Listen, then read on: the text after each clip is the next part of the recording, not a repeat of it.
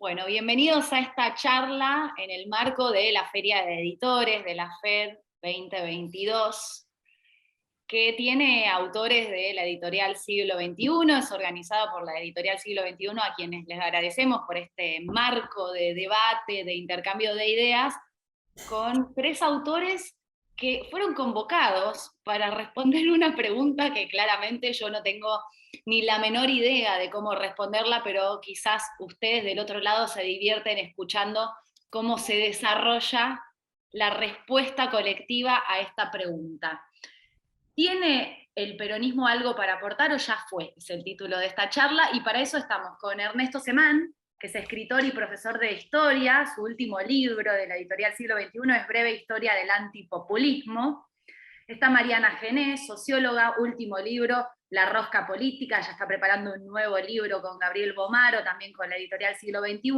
Y está Fernando Rosso, que es editor y columnista político de La Izquierda Diario, conduce un programa en Radio Con Voz, y es autor también de un libro de esta editorial Siglo XXI, La Hegemonía Imposible. Tres autores de librazos para pensar esta pregunta tan difícil, pero ¿saben qué? No se las voy a hacer tan difícil de comienzo. Voy a arrancar por otra, que es un artículo que seguro ustedes tienen en la cabeza también, que es de 2017, del gran Juan Carlos Torre en Panamá Revista, que escribió, bueno, Los huérfanos de la política de partidos revisited, y ahí, entre muchas cosas que dice y piensa y se pregunta si al peronismo en ese momento le llegó el 2001. Quien quiera arrancar a responder o a pensar alrededor de esa pregunta es bienvenido.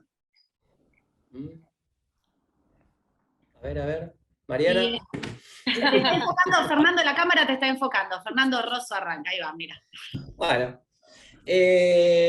yo creo que varios de los postulados de ese artículo de Torre, que siempre volvemos, me parece que están vigentes, ¿no? O sea, él planteaba básicamente una tesis que era que si las divisiones del peronismo por arriba no respondían a una división estructural por abajo, ¿no? Sociológica, donde ya había el mundo digamos, social nacido con el peronismo y de una clase obrera integrada, una sociedad más o menos integrada, como en distintas experiencias en el resto del mundo, se había quebrado post-neoliberalismo y había quedado un sector mucho más empobrecido, precario, desocupados permanentes, o de lo que hoy llaman la economía popular, y un sector más formalizado, ¿no?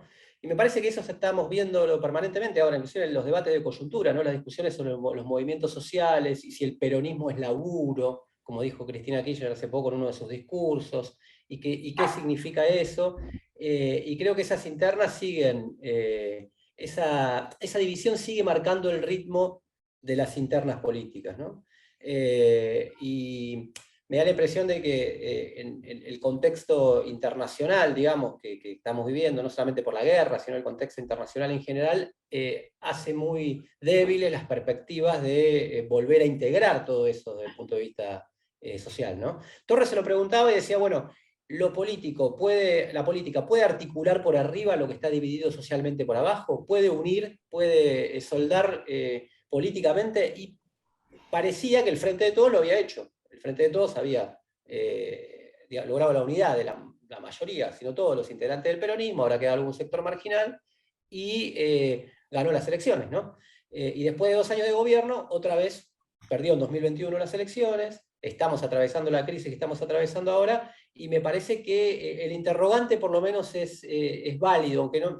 le llegó su 2001 como al radicalismo le llegó el 2001 y lo pulverizó casi como partido político en el 2001. Quizás esto es más en cuotas, pero veo...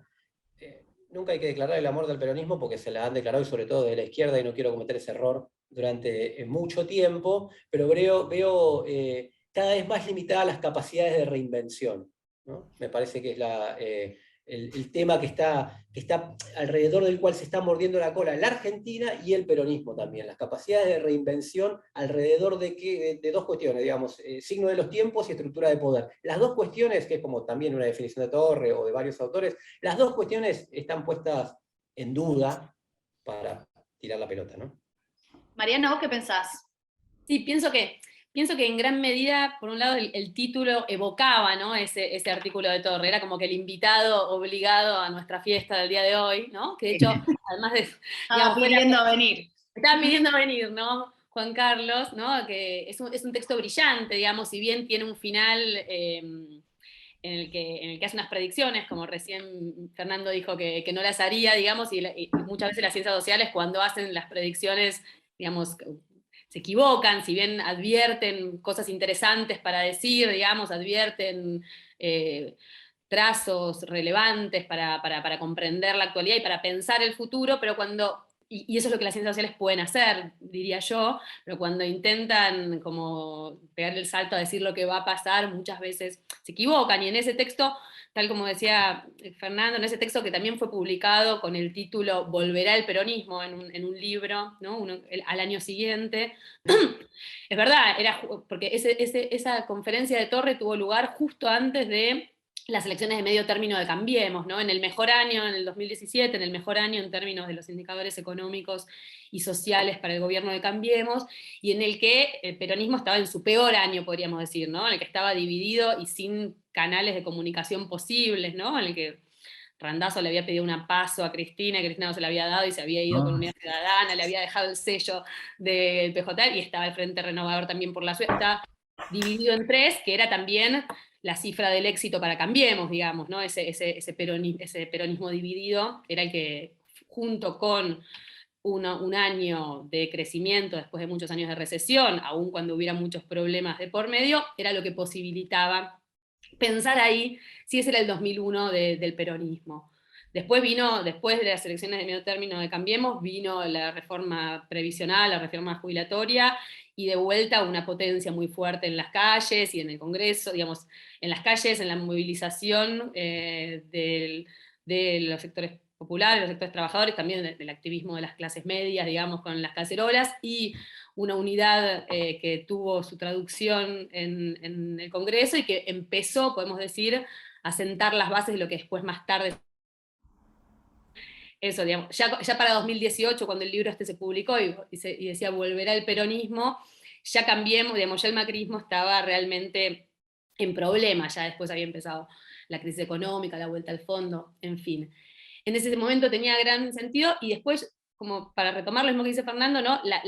La producción del Frente de Todos parecía, ¿no? Parecía tomar también el guante de Torre y decir, incluso cuando esas bases estén fragmentadas, esas bases que ya se habían empezado a fragmentar, ¿no? Estaba antes la tesis de Villarruel, digamos, ¿no? de cómo la sociedad se había vuelto más homogénea por arriba y más heterogénea por abajo, ¿no? Digamos, como esa fractura con la dictadura, y después en la década del 80 no se revirtió, y en la década del 90 se profundizó, dio ese mundo popular heterogéneo, en el cual tenemos trabajadores formales protegidos, trabajadores informales, el mundo heterogéneo de la economía popular, que después se organizó, y que el Frente de Todos logró convocar, digamos, logró juntar por arriba y logró juntar por abajo, y entonces parecía, en cierto sentido, negar, ¿no? Ese augurio de Torre. Y sin embargo, es cierto, 2 años después, perdió las elecciones, y 3 años después estamos en un contexto inflacionario, en un contexto, ¿no? La inflación, como otras de las cosas que sabemos en la historia argentina, ¿no? La inflación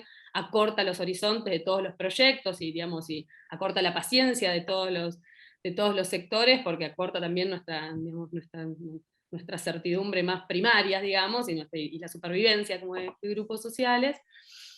Y por lo tanto, digamos, pone en tensión a un Frente de Todos, que era difícil de gestionar, digamos, ¿no? Porque había juntado por arriba y por abajo cosas que estaban fragmentadas en serio por arriba y por abajo. Uno podría decir, si los resultados eran buenos, posiblemente todos se alinearan. Con resultados que dejan a todos con sabor a poco, tenemos una situación en la cual, yo diría, los votantes duros están defraudados, los votantes blandos están enojados, con bronca, y a la vez, ¿no? ¿Qué tiene para ofrecer?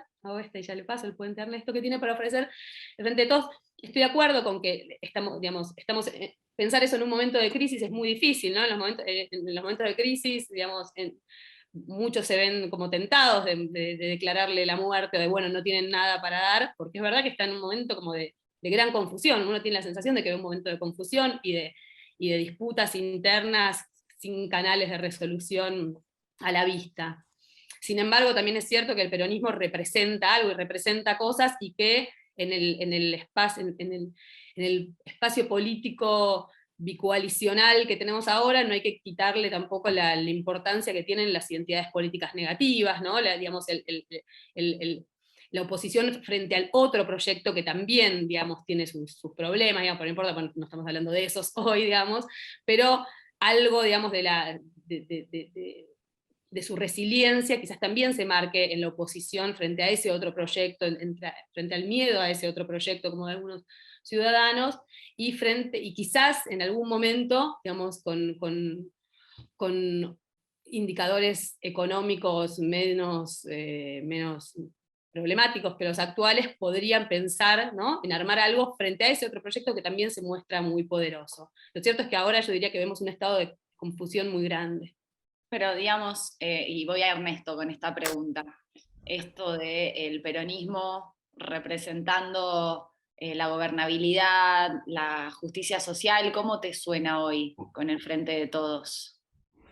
Con el Frente de Todos en este momento suena caótico, pero como bien decía los dos, pero Mariana recién, las coyunturas, la inflacionaria en particular, pero las coyunturas desdibujan a veces lo más rico que tengamos de los análisis, incluyendo el de Torre, que en ese momento anticipaba, digamos, un final no en cuotas, sino definitivo, del estilo del radicalismo, y en la cronología que hacía muy brevemente, muy coloquialmente Mariana, ves que estamos hablando de semanas, no estamos hablando de la coyuntura del fin de un proceso de industrialización, estamos hablando de cosas que semanas después de una elección, de un hecho, de un evento político categórico, transparente, visible, cambiaban ante nuestros ojos y obligaban a repensar los tonos de eso. Entonces, evidentemente, hacer un juicio con un pronóstico de un 50, 60, 70% de inflación, ahora solo puede ir en una dirección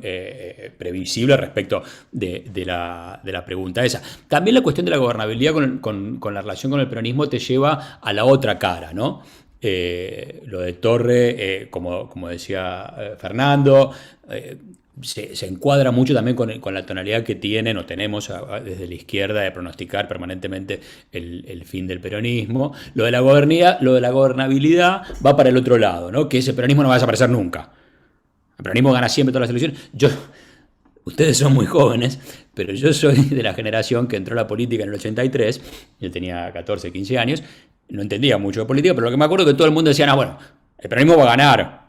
Alfonsín no existe, el peronismo va a ganar porque ganó todas las elecciones, siempre que hubo elecciones se ganó, por eso lo proscribieron justamente, el peronismo va a ganar, y no ganó. En eso, obviamente de la coyuntura, no solo porque estoy en Noruega, sino porque aparte me dedico a la historia, saben más.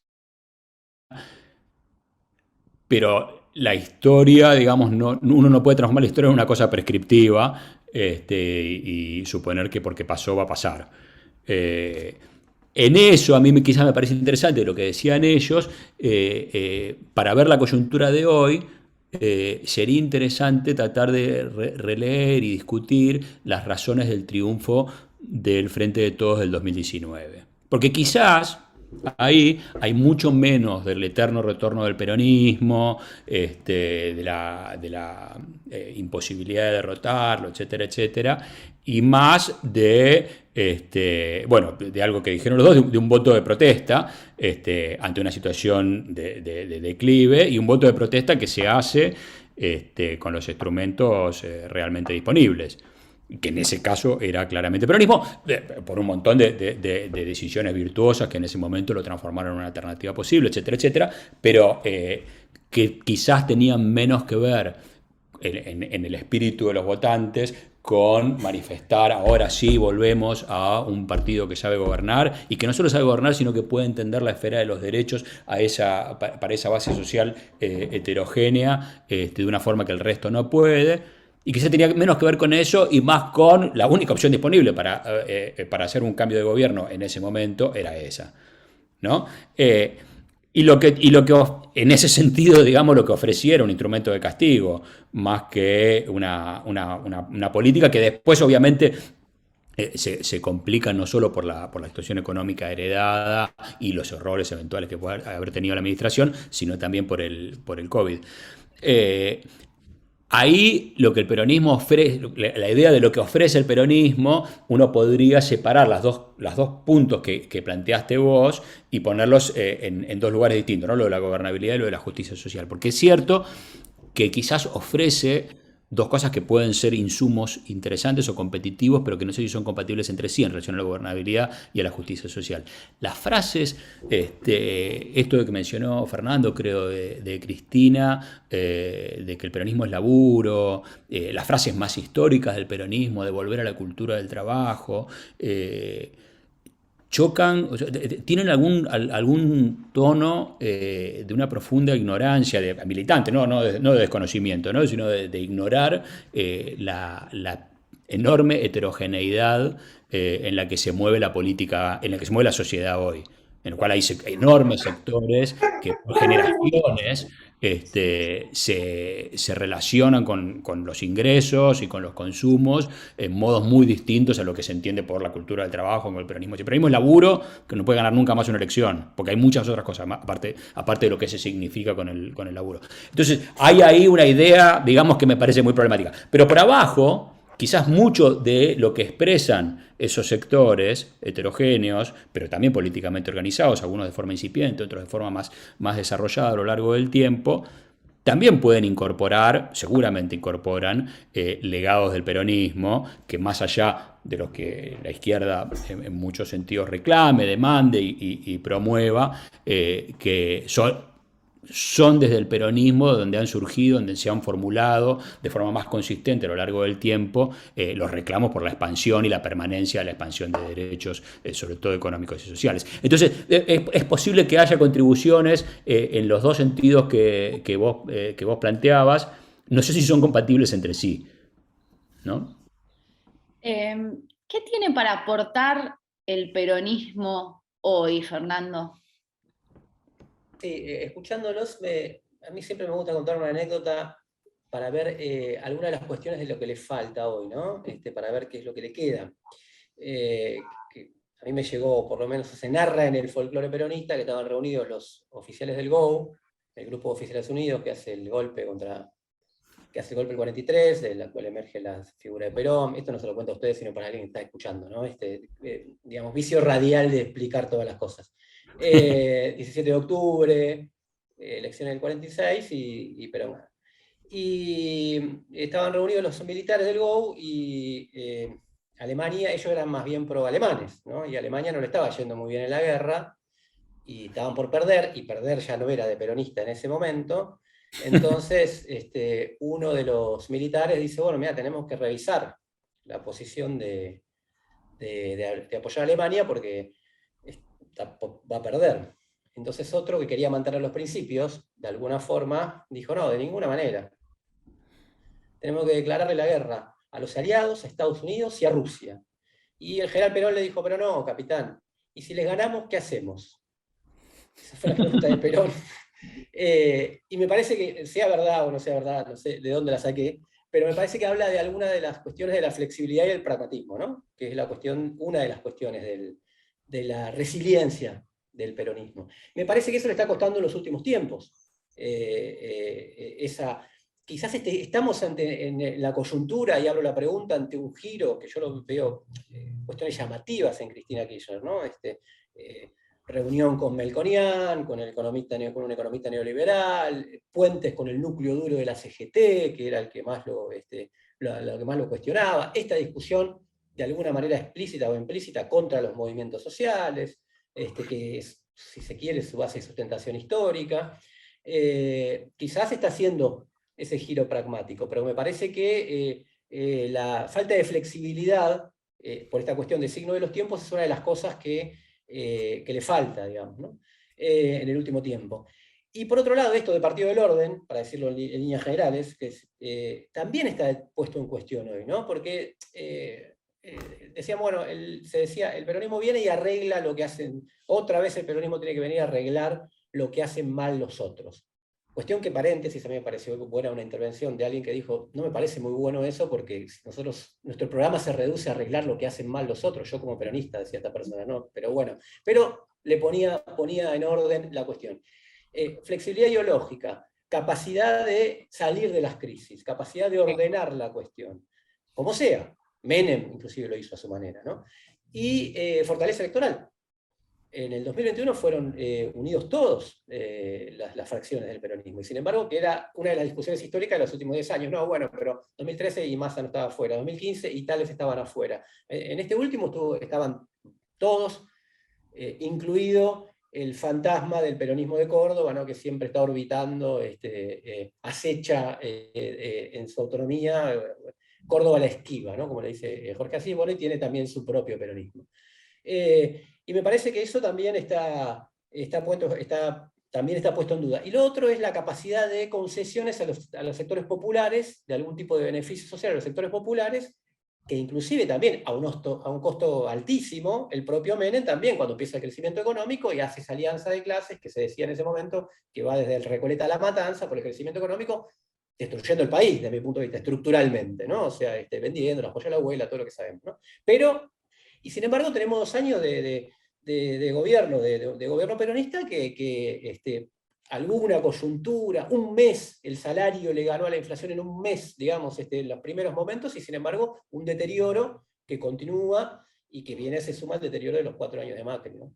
Entonces me parece que, en términos de resultados, que creo que si algo caracteriza al peronismo es eso, es el resultadismo, digamos, en sí mismo no está mal, digamos, o sea, en términos de resultados, me parece que es lo que le está costando, y es lo que lo pone en cuestión, es lo que hace difícil pensarlo ahora en la coyuntura como una perspectiva. También porque las blancas también juegan, que es lo que decía Mariana, ¿no? Entonces, quizás por cómo están los otros, por la emergencia de una ultraderecha o de una derecha radicalizada, liberal, como la de Javier Milei, y que le saca votos. Entonces, ahora, ¿cuál es la sustentación? Si es el partidismo negativo, digamos, ¿no? O sea, yo voto porque voto en contra del otro, no respondería, la reinvención del peronismo no respondería a su adhesión histórica, que siempre fue más positiva, ¿no? O sea, siempre fue más una alianza o un apoyo social mucho más, un consenso positivo, no un consenso negativo. Identidad. Que es una identidad, exactamente, que es como funciona el mundo, ¿no? O sea,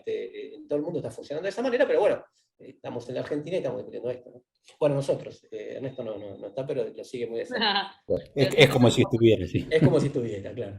Me hacías, cuando contaste lo de... Cuando contaste lo del 43, hablando del pragmatismo, me hacía acordar una anécdota análoga, que es que cuando asume el gobierno después del golpe del 43, hay un regimiento en Arroyo Clé, en Entre Ríos, que empiezan a hacer los preparativos para que en caso de que Argentina le declarara la guerra a Alemania, se atacara Brasil.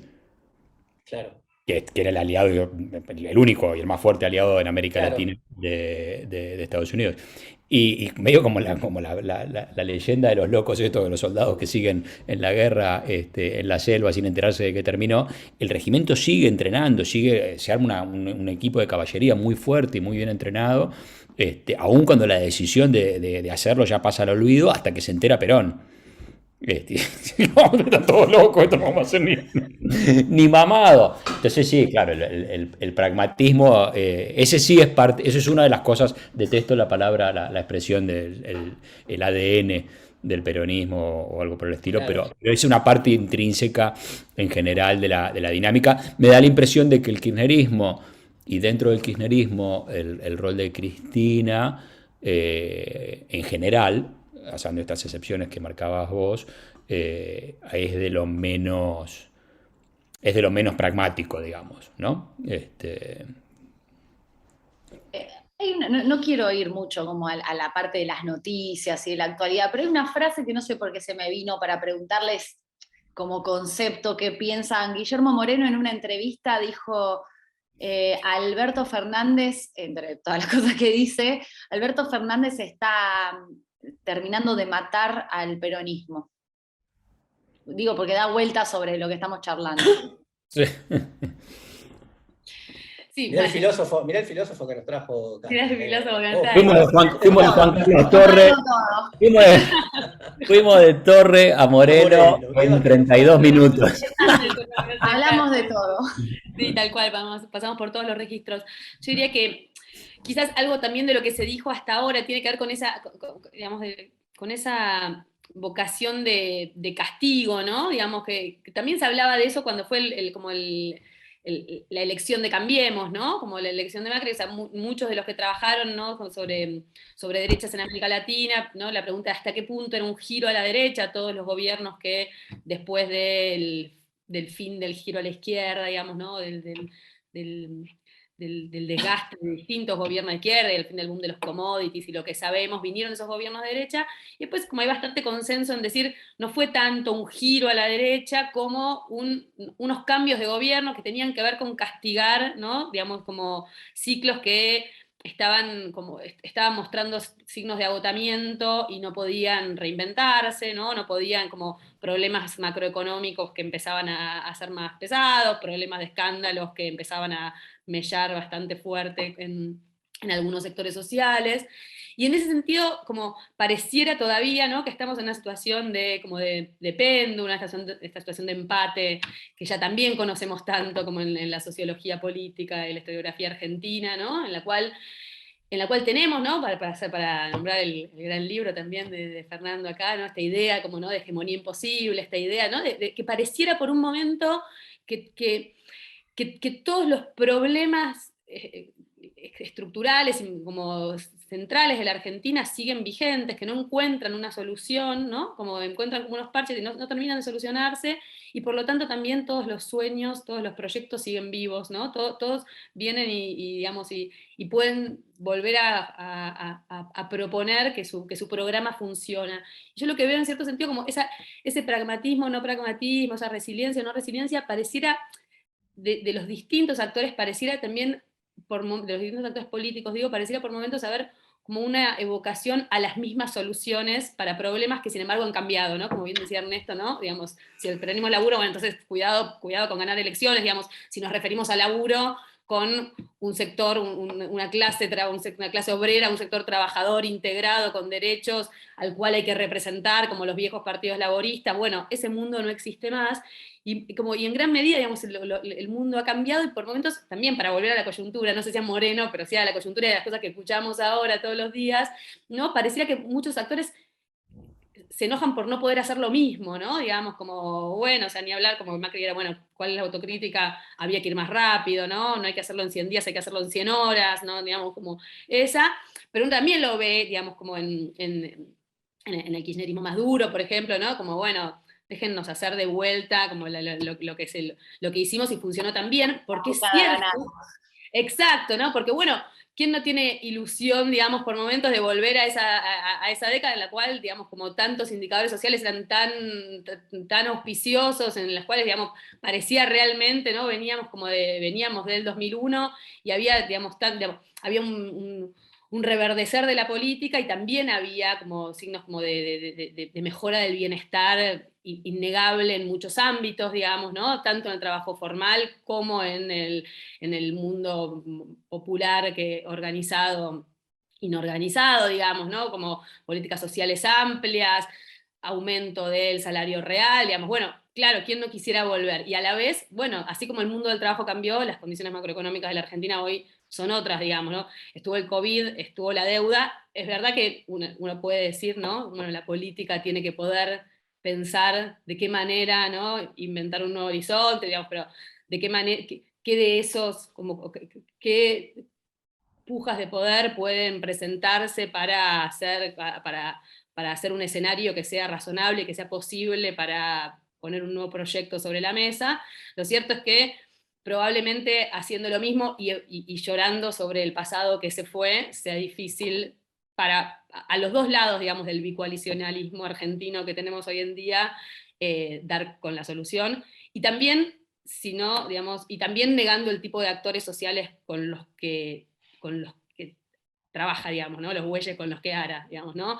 El macrismo quería otros sindicatos, digamos, también otros empresarios por momentos, el peronismo quiere otros empresarios, sigue buscando esa burguesía nacional, ¿no?, para siempre, por momentos, ¿no?, pareciera que también quiere otros movimientos sociales, ahora digamos como, bueno, entre esta pelea con los actores realmente existentes y por momentos esta tesitura de volver a insistir con los proyectos, con proyectos que funcionaron a su manera en distintas épocas, pareciera, ¿no?, que hace falta otra cosa. Entre los actores, me gustaría preguntarles por el sindicalismo, el lugar de la CGT, no sé si movimientos de estos últimos tiempos de la CGT, cómo lo ven, digamos, en relación a este estado del peronismo. Sí, me interesaba eso, venía pensando justamente en eso mientras hablaban, porque ahora la CGT llama a una marcha el 17 de agosto, Sí. que no es ni a favor del gobierno ni contra el gobierno. No, es contra la inflación la es consigna. contra la inflación, es contra la inflación. La próxima es contra la mano invisible del mercado, a ver si le pueden, se la pueden torcer. Es medio rara la marcha, pero la marcha de la CGT, los movimientos sociales o desocupados y de trabajadores y trabajadoras informales, no solo de la izquierda, que están como ocupando la calle hace un tiempo, sino que ahora también algunos que responden al Frente de Todos, ¿no?, y que se prepara una movilización importante para el 20. Me parece que están dando cuenta de y lo de la CGT muy sintomático, de una cuestión que es la cuestión de fondo para mí, ¿no?, que es la cuestión de una relación de fuerzas que no se ha cambiado cualitativamente para pensarlo en términos de futuro, ¿no? O sea, me da la impresión, y esto también de Torre, que ha pensado mucho sobre ese problema, que ha pensado mucho sobre el peronismo y sobre la continuidad de la organización sindical entre los trabajadores informales, ¿no? Esa memoria que se transmite y que él lo llamó pobres en movimiento, le dijo a Carlos Pañi en una vez en su programa, cuando sacó el diario Una temporada del Quinto Piso, etc., le dijo: fíjate, Carlos, que hay pobres en Argentina, pero no hay pobres como en otros países, sino que hay pobres en movimiento. Con esa fascinación que tiene Torre, medio extraña, ¿no? Ahora, porque ha virado bastante a la derecha, digamos, desde el último tiempo, en los últimos tiempos, pero con esas reminiscencias gramscianas que tiene para pensar lo social y lo político, ¿no? Yo decía, bueno, la piensa con Gramsci y la quiere cambiar con Macri o con Larreta, esas serán sus contradicciones, ¿no? Pero cuando la piensa me gustan esas ideas, y me parece que eso está chocando el gobierno contra algo parecido a lo que chocó el macrismo en términos de cuando hay continuidad de ajuste, ¿no? O sea, aunque no se exprese de la manera brutal como se expresaba el macrismo, entonces dijo reformismo permanente cuando lo retomaba Mariana, cuando ganó las elecciones de 2017, dijo reformismo permanente, reforma laboral, fiscal, previsional, y estalló la plaza y estallaron las cacerolas, que era lo que el ruido maldito que más miedo le causó, y después Macri vino en marzo, en la apertura de sesiones del Congreso de marzo, y habló como si estuviera gobernando Noruega. Ernesto se habló de temas muy, muy blandos, digamos, y se olvidó de toda esa agenda. Y me parece que ahora está chocando un poco, o está empezando a haber una resistencia que se expresa de distinta manera, con sus traducciones, digamos, en términos de que se tienen que empezar a mover, no tanto porque las bases estén presionando y quieran superar a sus dirigentes, sino en términos porque saben que hay una situación muy al límite, entre los informales y entre los formalizados también, porque la inflación es la inflación, ¿no? Entonces, me parece que eso la CGT está tomando nota de esa cuestión, es sintomático lo de la CGT, y me interesa marcarlo en términos de relación de fuerza, y que tiene que ver con una cosa muy de coyuntura, pero que hace la lectura política del último tiempo, que es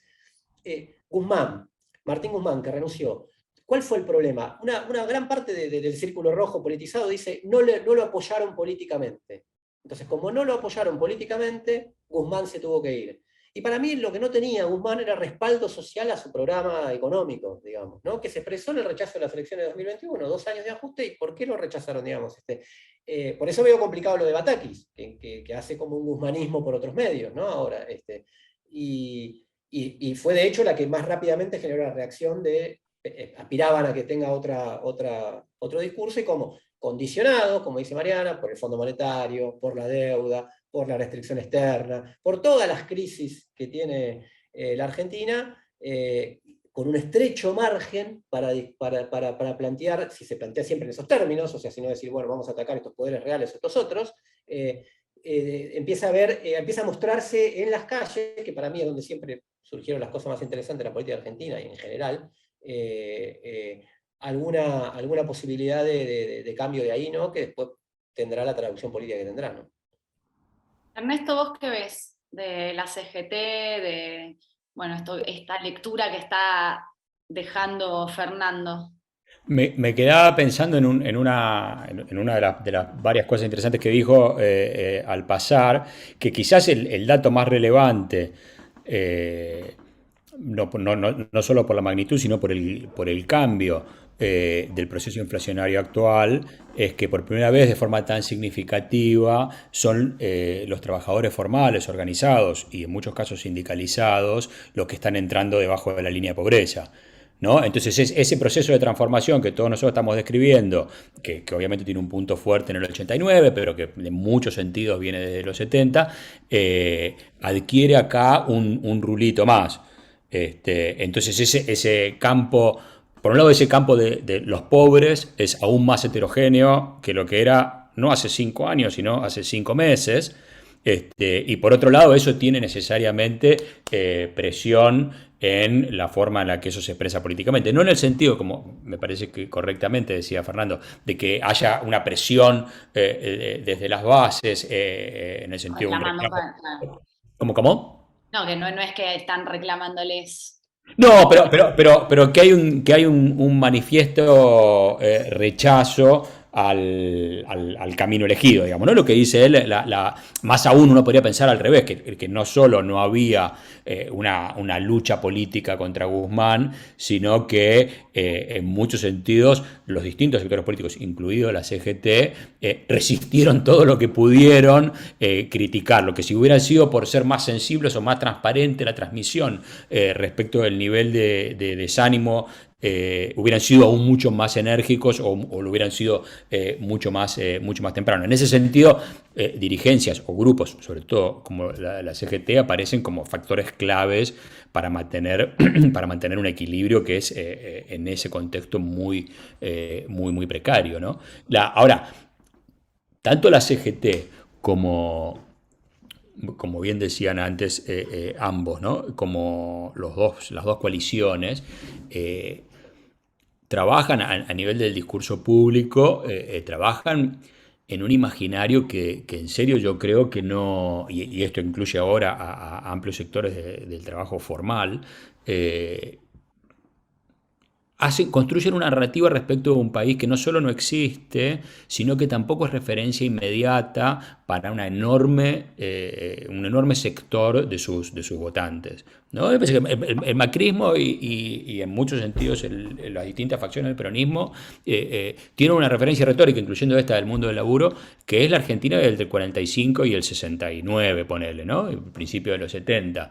¿No? El imaginario de poder pensarlo, ¿viste? En tipos de electrodomésticos, en qué hacer con el tiempo libre, en cuánto cobraban el sindicato en los hoteles del fin del interior del país. Hay una serie de imaginarios asociados, obviamente unos lo van a decir como la Argentina peronista, otros lo van a frasear de otra manera, pero que tienen que ver con una Argentina que fue muy sólida, que duró un poco más de 20 años probablemente, que no es referencia inmediata para varias generaciones ya. Y en ese sentido, la CGT funciona al mismo tiempo de articulador, también como negador, ¿no? Como expresión práctica, como expresión organizativa de esa idea del retorno a la cultura del trabajo. Ahora, ¿cuál fue la contribución del gobierno de Alberto Fernández a eso? Volviendo a la frase de Moreno. Mirá cómo la tomaron, ¿eh? ¿Cómo? Mirá cómo la tomaron al final. Claro. No, es que me parece que involuntariamente puede ser cierta. Involuntariamente para Alberto Fernández, no para Guillermo Moreno. que efectivamente el proceso, a mí me parece sobre todo el proceso inflacionario, que obviamente es coyuntural, genere condiciones de largo alcance para poder plantear políticamente, no digo económicamente, no sé cómo se desarrolla económicamente la cosa, para poder plantear políticamente la ancianidad, digamos, no solo de estos discursos, sino también de estas organizaciones. Yo creo que, visto desde acá y sin saber, no sabemos el futuro, yo no creo que Milei tenga posibilidades electorales inmediatas, pero me parece que es el único, desde la derecha, digamos, que le está hablando a la Argentina posterior a ese mundo ideal, que le está hablando de forma mucho más radical, jovesiana, si uno quiere, no es algo que me resulte particularmente simpático, pero que está hablando muy radicalmente a una Argentina en la cual toda esa serie de mitologías inclusivas por un lado, o de prosperidad y de productividad por el otro, no son referencias para decidir qué hacer con tu mundo y para tener tu mirada de la política, ¿no? Escuchando los discursos de Cristina, más de Máximo Kirchner y los movimientos cuando pretende, entiendo, captar votos de la izquierda, ¿cómo ven el futuro y qué tiene para ofrecer el kirchnerismo solo, digamos, más allá, digamos, de cómo se pueda reordenar adentro todo el peronismo de cara al 2023, pero el kirchnerismo duro, ¿qué tiene para ofrecer? Quien quiera responder. No sé más. Silencio en la sala. No, qué sé yo. Alumna Mariana. No, yo creo que sí. Yo creo que siendo que el kirchnerismo representa una de esas, de las patas, digamos, de esa heterogénea coalición que es el Frente de Todos, por momentos, digamos, representa ese, digamos,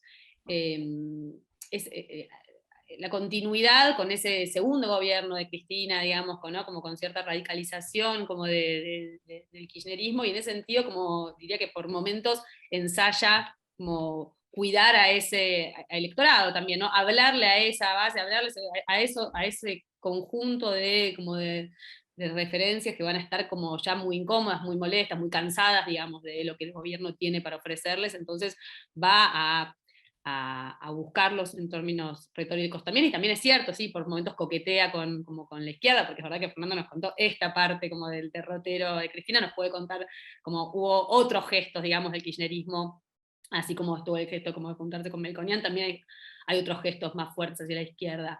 Para mí, digamos, todo eso está muy, muy pegado a la coyuntura por ahora, ¿no? Hay como resta por ver, digamos, cuando los actores políticos miran con un poco más de distancia el tablero y ven, digamos, como qué tan posible es sostener como una coalición política que no necesariamente tiene que contener a todos los actores que tiene hoy, pero puede contener a una parte si desea ser competitiva contra esa otra coalición política que existe y que también, por más que tenga sus conflictos, es bastante sólida y tiene buenas razones para mantenerse sólida por ahora, porque va a tener el año que viene elecciones en las que puede ser muy competitiva y en las que tiene la amenaza esta de la que hablábamos, de la de Milei.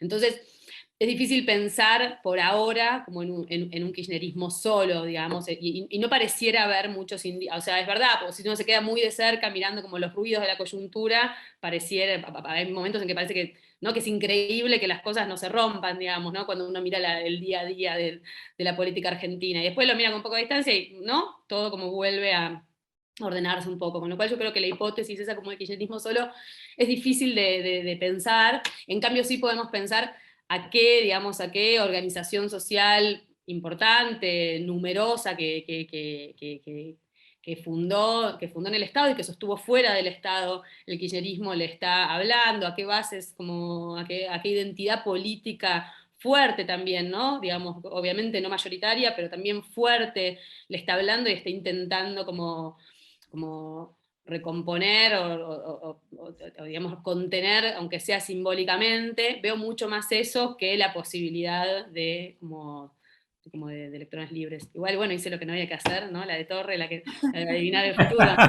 Mañana el kirchnerismo arma su movimiento autónomo. No, pero sí, pero sobre todo, digo, como me parece que hay algo como si de este ruido y de esta crisis que hace difícil pensar como ¿no? Por ahora, como la consistencia de esos actores como por separado, si bien es difícil como también ver como me parece que es muy difícil ver un horizonte armonioso en esos actores que están juntos, digamos, ¿no? Me parece que ya es un poco tarde para seguir pidiendo canales institucionalizados de diálogo y de resolución de problemas. Me parece que esa... Ya fue. Eso sí ya le fue. podemos Ese responder. le podemos decir al título, esa Ya creemos que fue. ya fue. A ver, ¿Me Fernando, dejas se está mordiendo la lengua. un bocadito sobre esto? ¿Puede ser? Claro. Obvio. No, porque me parece importante. Yo tendría a leer la situación política del año pasado y la continuidad de esta más en términos, hay evidentemente en un sector de la sociedad una radicalización del sector de Cambiemos que va hacia Milei, pero también hay otro polo, ¿está bien? Y esto ya voy a hablar autorreferencialmente, ¿no? Pero digo en términos de corriente política. Yo vi más tendencias a una polarización política que solo a un giro hacia la derecha, ¿no?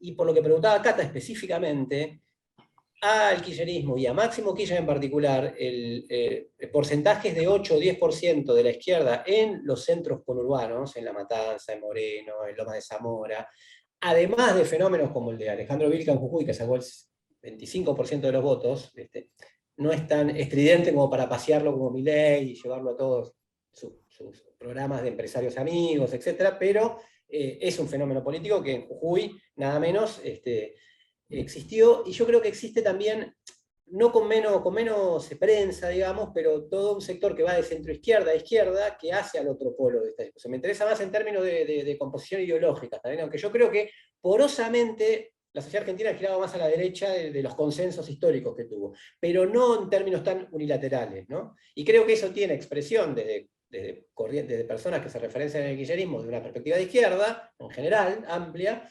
hasta el frente de izquierda, ¿no? Entonces me parece que ahí hay un terreno en disputa todavía, que yo no se lo daría por ganado a las derechas más duras, digamos, ¿no?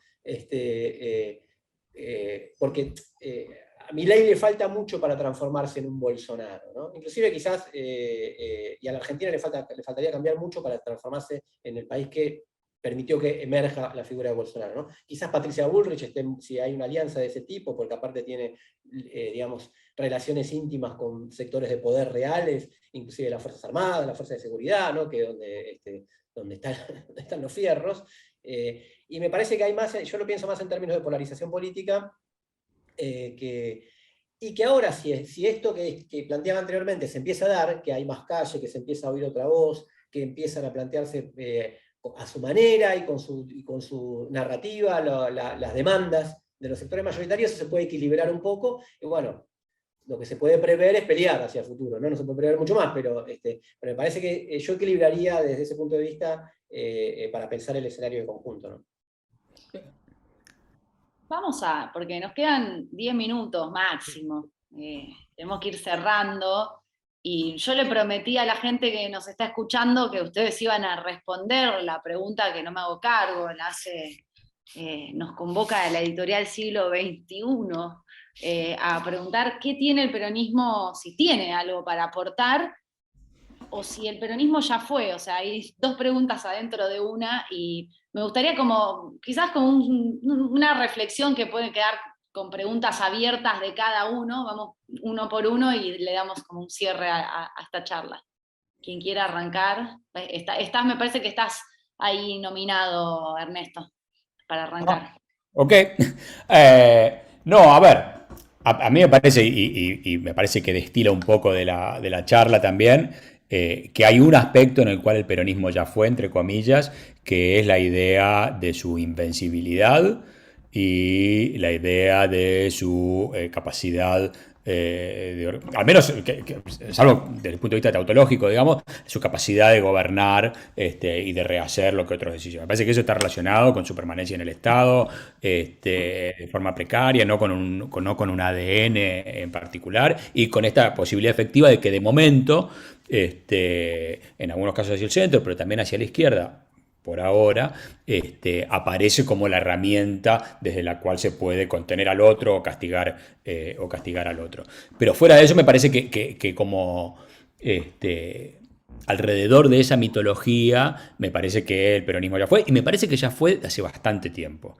En eso la frase de Moreno también es equívoca y habla de las autorreflexiones del peronismo.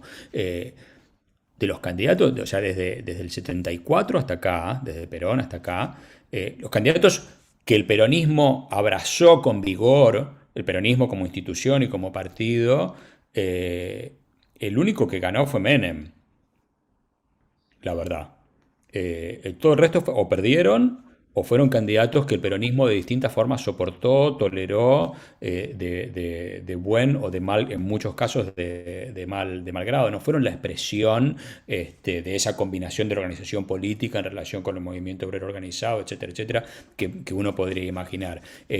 Hay azares y coincidencias y hay procesos políticos que me parece que no tienen que ver tanto con lo que el peronismo es como invencibilidad, etcétera, etcétera, pero que tienen que ver más con el otro punto, en el cual sí me parece que tiene para aportar o que sigue vigente, digamos, no sé cómo ponerlo de otra manera, que es ese legado social, discursivo, identitario, asociado no a los íconos institucionales del peronismo, sino a cómo se pelea por la expansión de derechos.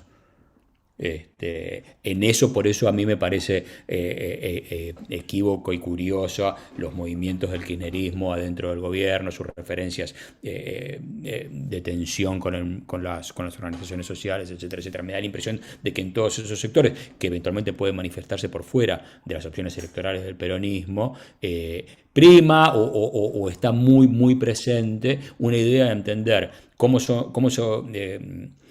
se obtienen derechos a partir de organizaciones colectivas, y qué significan esos derechos y cómo se hacen universales y permanentes, como una obviedad que no es tan obvia en muchos otros lugares del mundo, que sí son legados, me parece, todavía vigentes del peronismo, ¿no?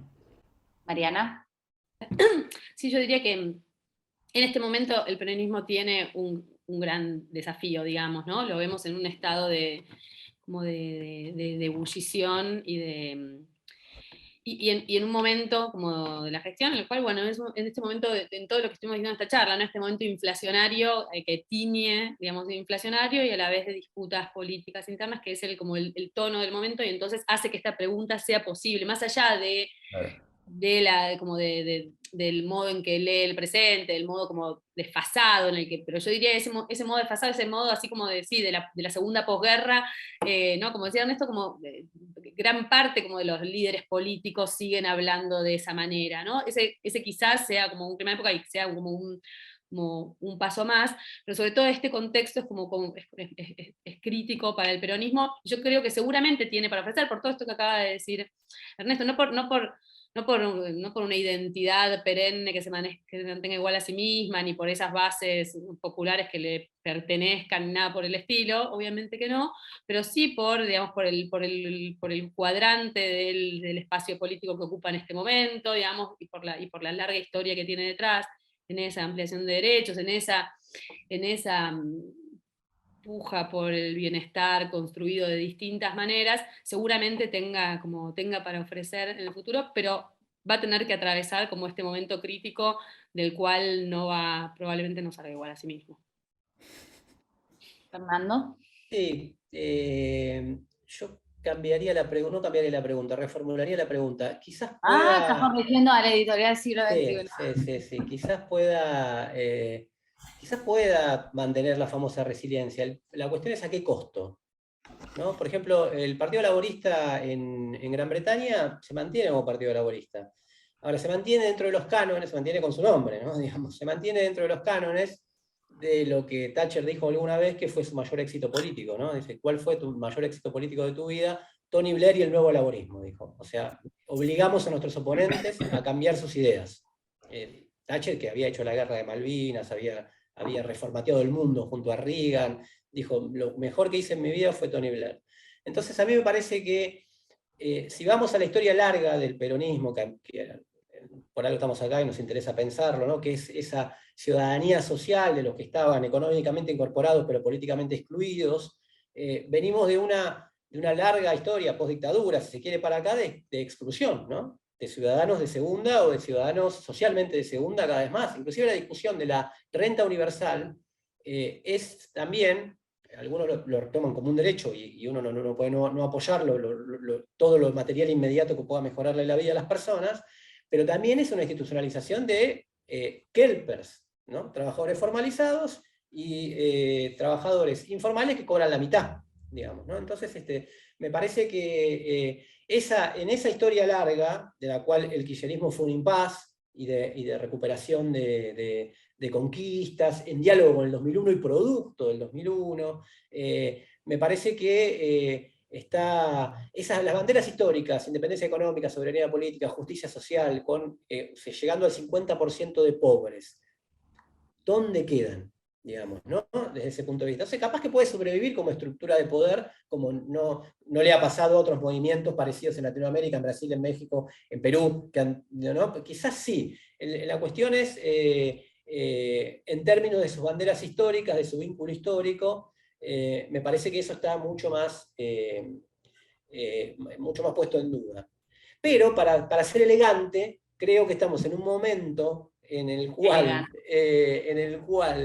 lo viejo no muere, lo nuevo no nace, y nos vamos con una cosa trillada para más o menos dejarlo abierto, ¿viste? Sí, seguimos estancados ahí. Bueno, gracias a Ernesto Semán, a Mariana Gené, a Fernando Rosso por participar de esta charla en el marco de la Feria de Editores, organizada en esta ocasión por la editorial Siglo XXI. Les vuelvo a recordar los libros de ellos tres, que la verdad es que si los escucharon obviamente les va a interesar seguir profundizando en cada uno de los autores. Ernesto Semán, último libro, Breve Historia del Antipopulismo. Mariana Gené, último libro, La Rosca Política, y estén atentos porque sale su nuevo libro. Fernando Rosso, autor de La Hegemonía Imposible, 3 libros que la verdad están muy buenos para poder leer la actualidad saliendo de las contingencias. Gracias a los 3. Gracias. Perfecto con los Ustedes. tiempos. Pasó un perro atrás mío, vi un escoba atrás de Ernesto Semán. Hay un perro acá atrás mío también. También, sí, pasaron cosas, pero estuvo muy buena la charla, yo aprendí un montón, espero que ustedes del otro lado que estén escuchando la charla también. Gracias, chicos. Gracias a vos y a ustedes. Hasta la próxima.